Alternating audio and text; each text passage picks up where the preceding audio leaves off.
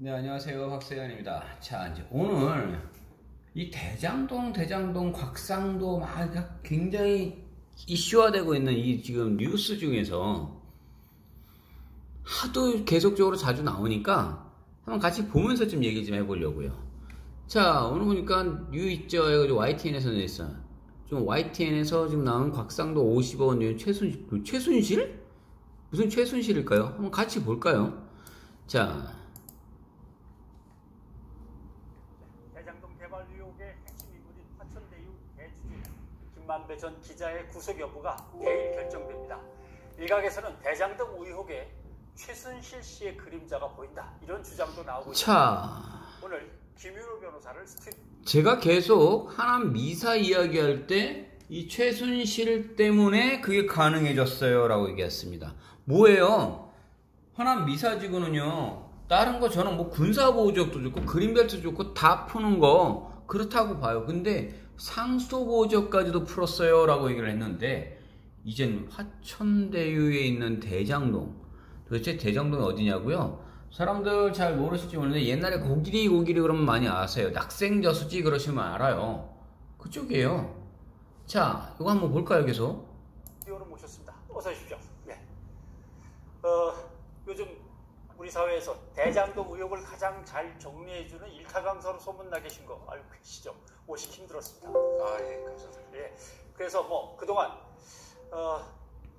기사 속에서 발견 못한 것들, 기자들한테 물어봐도 소용이 없던 것들, 뭐 아무거나 막 물어볼 좀 생각입니다. 자, 김만배 전 기자의 구속영장이 법원에서 나올 것이냐 하는 문제인데, 받은 사람은 유동규, 5억을 받은 걸로 돼 있습니다. 그러면 수표로 받았다고 하는데 그 수표에 뒤에 김만배 이렇게 써 있는 수표입니까? 아니, 그 수표라는 게 발행되는 게 번호가 다 나오고, 예. 그래서 추적이 가능하지 않습니까? 네. 자, 잠깐요. 여기서 좀 한번 좀 보는데요. 1,100억 원 배임이에요. 자, 단위가 지금 막 달라요. 50억 이야기할 때만 해도, 곽상도 50억, 그 아들 50억 얘기만 할 때도, 와, 일반인들이 볼 때는 어마어마했죠. 빙산의 일각인데요. 예, 비아냥거리는 좀 맞아요. 조롱하는 좀 맞고요. 1,100억 원을 배임이에요. 750억을 뇌물이고요. 55억 원은 또 횡령 혐의예요. 자, 일반인들의 개념들, 도대체 얼마를 남겼길래 이 정도가 돼? 라고 생각들 하시죠? 남겨요. 그게 땅의 힘이에요. 그게 부동산의 힘이라니까요.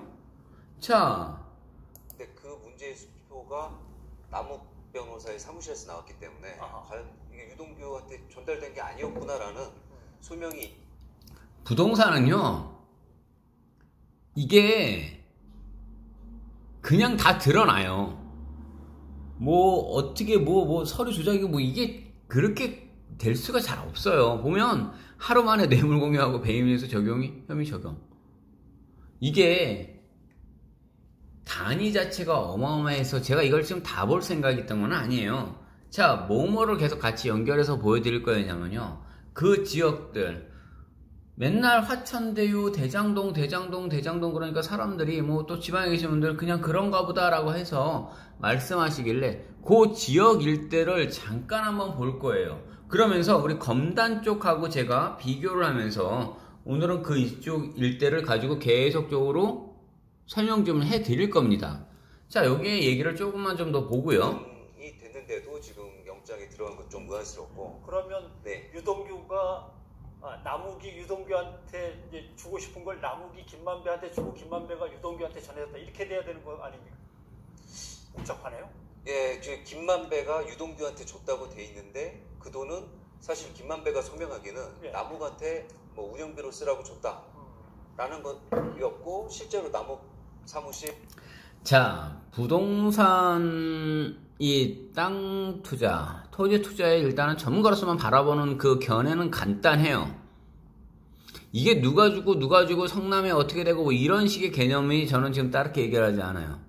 화천대유요, 대박인 회사네요. 어마어마한 회사인 거예요. 뭐냐고요? 지금 이 것만 한번 생각을 해보세요. 엄청나지 않습니까? 이 정도의 돈들이 오갈 수 있었다라는 이야기 자체가 부동산이다 보니까, 땅이고 지역개발이다 보니까 이게 가능하다라는 이야기입니다. 왜냐고요? 그게 충분히 벌 수 있는 거라는 겁니다. 자, 그렇다면 지금 요거 가지고 이게 14분짜리 정도가 돼요. 지금 그대로 지금 남바 보이시지 않습니까? 이 내용만 궁금하시다라고 하신다면 이거 어차피 저는 다 링크를 걸어드려요. 그대로 보시고 다시 한번 더 확인해 보시면 될 겁니다. 자, 그럼 이제 다른 그 기사를 가지고 똑같이 한번 같이 해볼게요. 이거 가지고 얘기하는 거예요. 이재명, 이제 여당 그 대표로 선출이 되셨죠? 근데 뭐 이낙연인가요? 그분은 뭐 반박? 뭐 모르겠습니다. 하여튼 뭐 그게 중요한 게 아니라 우리는 오늘 지금 이 대장동에 대한 거를 가지고 얘기를 하는 거니까 국민의힘 항의 방문에서 뭐라고 이야기했는지 불과 이게 되게 짧아요.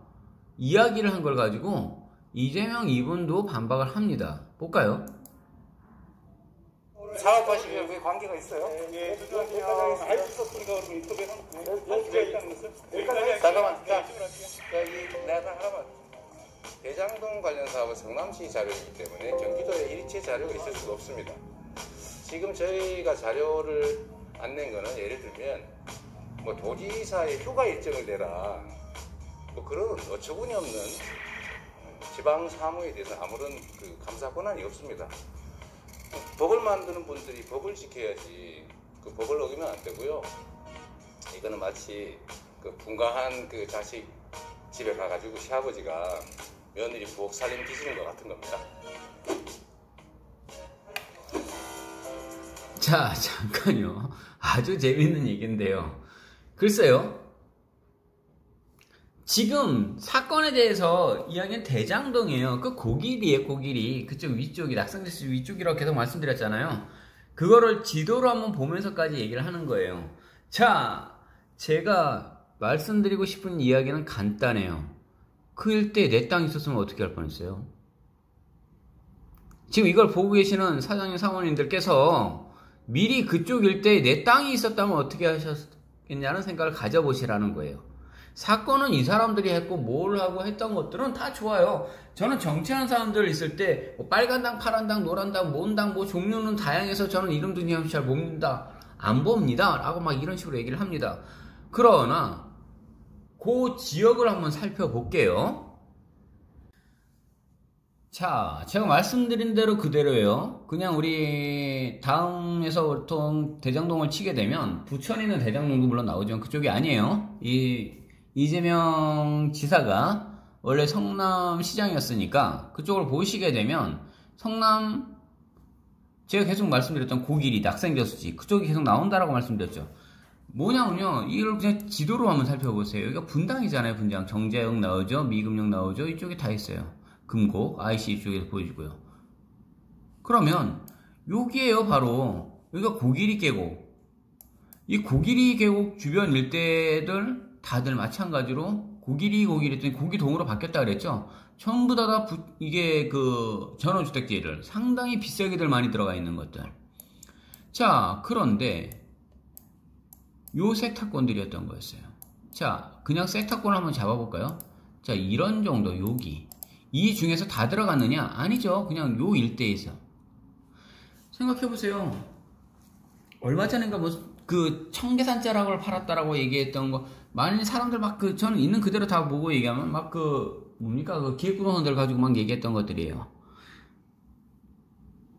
근데 개발을 시키는데요? 판교 테크노밸리 쪽에서도 마찬가지고요.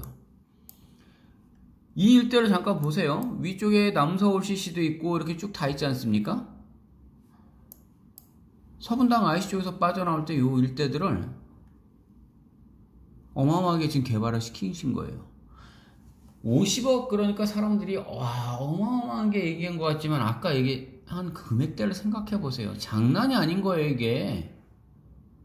그런데 이 일대의 세탁권들이요. 제가 얼마 전일 때도 이 고길이 쪽 갖고도 상당히 많이 얘기를 해드렸어요. 이 낙생저수지 부근 쪽이면 어떨 것 같으세요? 라고 했는데 주변 일대를 잘 살펴보시면 돼요. 그리고요, 여기도 보니까 낙생 공공 주택지구 해가지고 쭉 나와 있죠. 아직 여기는 다 지금 된 상태가 아니죠. 그렇다면 이 반경들이요,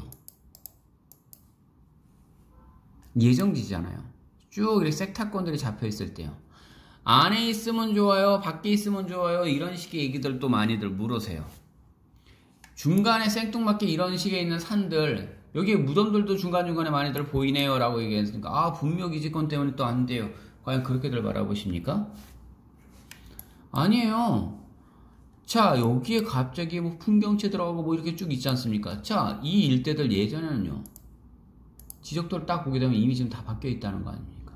전부 다 노란색들, 여기 빨간색은 몇 개 없겠죠? 뭡니까? 상업지하고 대부분들 다 공동주택명지, 공공주택명지, 다 아파트 부지라는 거죠. 일종의 베드타운식이에요. 그렇다면 반대쪽의 부근 일대들은요, 어디든지 간에 중심 상업지들은 나타날 수밖에 없어요. 학교 용지들, 공원 용지들, 대부분 아파트 용지들 들어가고 났을 때, 자, 이런 식으로들 해놓으셨다. 자, 여기서 제가 여러분들한테 좀 보여드리려고 했던 건 뭐냐면, 연도를 한번 바꿔볼게요. 이 자체를 그냥 스카이뷰에서 2008년도로만 딱 들어갔을 때도 섹타권들 자체 안에 있을 때 하나하나를 잘 살펴보시라는 거였어요. 언제부터요? 그리고 이분이 모르겠어요. 나중에 분명히 대통령이 누가 되실지 모르겠지만 이 일대들이요, 지적사업이라고 얘기하시잖아요. 자, 지금 끊어보면요, 로드뷰 상태에서요, 2021년도에요 올라갔어요. 다 올라간 거예요.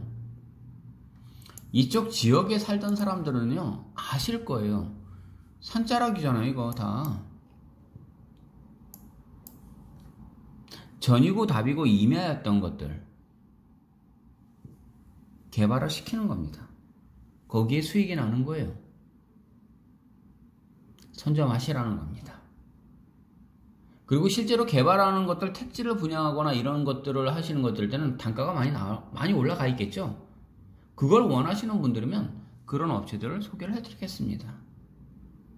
개발을 하는 개발을 직접 하시는 분들이 많아요. 개인들도 많고, 어차피 기업이신 분들도 많고, 그분들이 개발해놓고 나왔을 때 분양하는 것들도 많이 있고요. 원하시면요, 전화를 주시면 됩니다. 각 지역별로 좋은 지역들이 어디 한 군데만 있겠습니까? 돈 되는 것들은요, 그 위치에 맞는 것들, 본인들이 원하는 것들, 결국 돈 얘기합니다. 돈 벌자고 하는 겁니다. 자, 그랬더니 부동산 가만두지 않는다고요? 아니요, 부동산은 올라요. 자, 여기까지 하겠습니다.